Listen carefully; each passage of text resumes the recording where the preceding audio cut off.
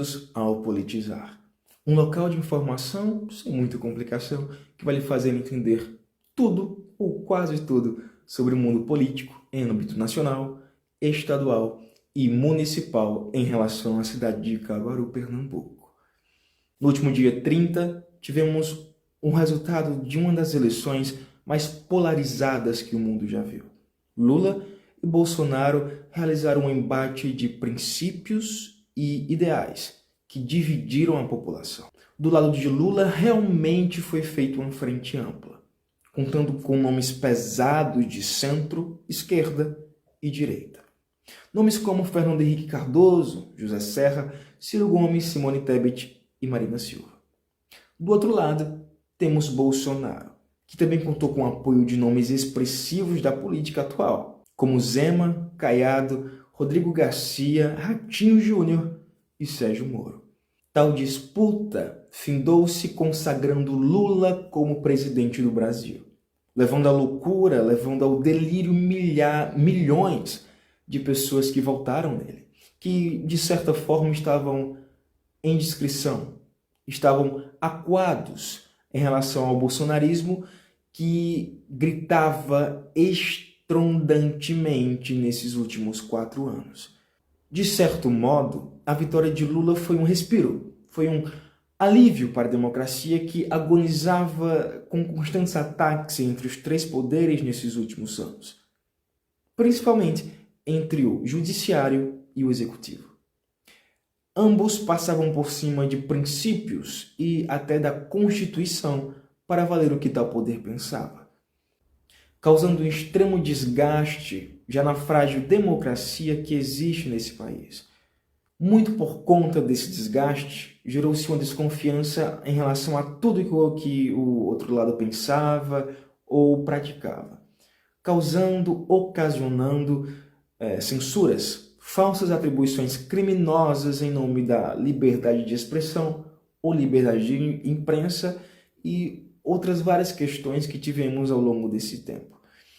Porém, o que mais chama a atenção, e é recente, é que após a vitória de Lula, milhares de pessoas inconformadas com o resultado do pleito foram às ruas. Segundo eles, estavam protestando porque Bolsonaro perdeu, pela forma que as eleições foram conduzidas e, principalmente, por uma coisa estarrecedora. Estavam protestando, pedindo intervenção militar. A falta que um bom professor de história faz para essas pessoas é muito grande, ou pelo menos uma leitura honesta de nossa Constituição. Em um país em que o povo se desse o respeito e soubesse perder, isso jamais seria cogitado. As urnas eletrônicas já se provaram seguras, tanto que são aplicadas no país desde 1996. Todos esses acontecimentos geram desgaste. Reparem que eu já falei essa palavra várias vezes aqui, mas é, infelizmente, o que nós podemos constatar nesse período. É nítido que essa vulnerabilidade, essa instabilidade em nossa democracia, muito se deve ao atual presidente da República, Jair Messias Bolsonaro, que não só concordava, mas fomentou, instigou, deu corda para esse tipo de argumento, chegando até a convocar uma reunião com vários embaixadores de muitos países, atacando o sistema eleitoral brasileiro e, pasmem, sem uma prova sequer. A questão é que foi-se criado um sentimento tão grande de antipetismo, muito por culpa do PT, que o seu antagonista é um extremista que às vezes é cego, às vezes é surdo e às vezes é mudo, mas só para as coisas que contradizem e confrontam a sua linha de pensamento. Após as eleições, esperava-se uma posição concreta de Bolsonaro, seja passiva ou agressiva.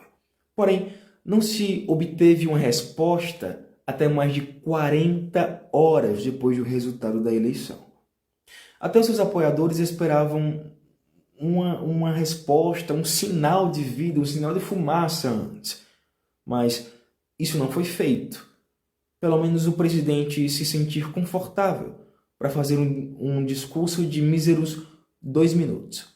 Jair disse que sempre seguiu a Constituição, repetiu o slogan Deus, Pátria e Família e sobre as manifestações apenas disse, abre aspas, as manifestações pacíficas sempre serão bem-vindas, mas nossos métodos não podem ser os da esquerda, fecha aspas, se referindo à obstrução do direito de ir e vir ocasionada pelos protestos.